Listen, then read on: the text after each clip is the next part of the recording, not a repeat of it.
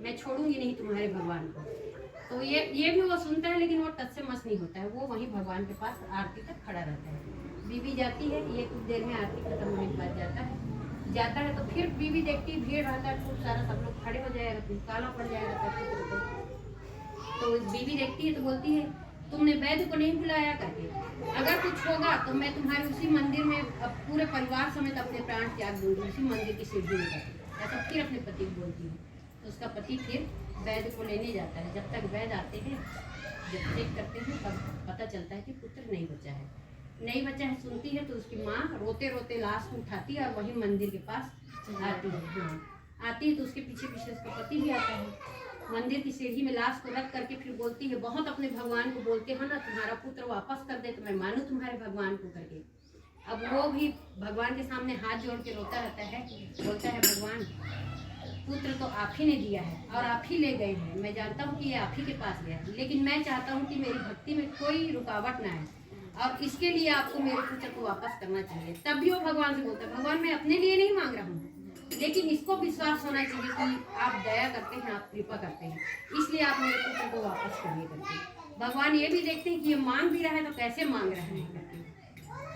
तो क्या बोलते हैं, जब वो ऐसे बोलता है और रोने लगता है तो उतने में उनका पुत्र वहाँ लेटा रहता है और उसकी बीवी भी रोती रहती है।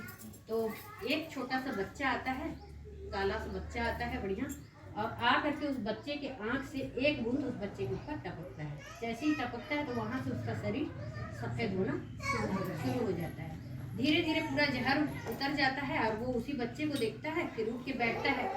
तो कुछ देर में फिर वो बच्चा गायब हो जाता है और ये सब सिर्फ उस बच्चे को दिखता है। उसके मम्मी पापा तो आँख बंद करके भगवान को, वो तो कोसने में लगी रहती है और भगवान को मनाने में लगी रहती है। तो जब वो चला जाता है बच्चा, तभी बच्चा बोलता है मामा कहाँ गया वो, कहाँ गया वो सांवला सा बच्चा जो था, मेरा दोस्त था, कहाँ गया वो, यहीं पर बैठा था, बड़ा सुंदर दिख रहा था, बड़ा सुंदर दिख रहा था करके। तो उसकी माँ बोलती कौन आया था, कोई नहीं आया है यहाँ पे करके।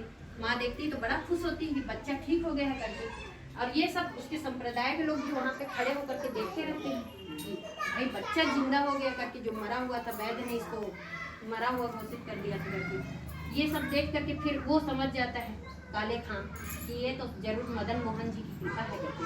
और तब वो अपनी बीवी को बोलता है, देखिए मेरे मदन मोहन की कृपा देखो, ऐसी कृपा मेरे मदन मोहन की होती है। और उसी समय वो एक पद गाता है। पद तो किसी को आता ही नहीं है, बोलिए भगवान का पद। तो वो अपने पद में भगवान का शुक्रिया करता है और सबको बताता है कि कैसे मेरे मदन मोहन करके। तो भगवान की तिरछी दृष्टि जिस पे पड़ जाए, चाहे वो प्रेम की हो, चाहे जैसे भी हो, पर भगवान उसको अपनाना चाहेंगे, अपना ले तो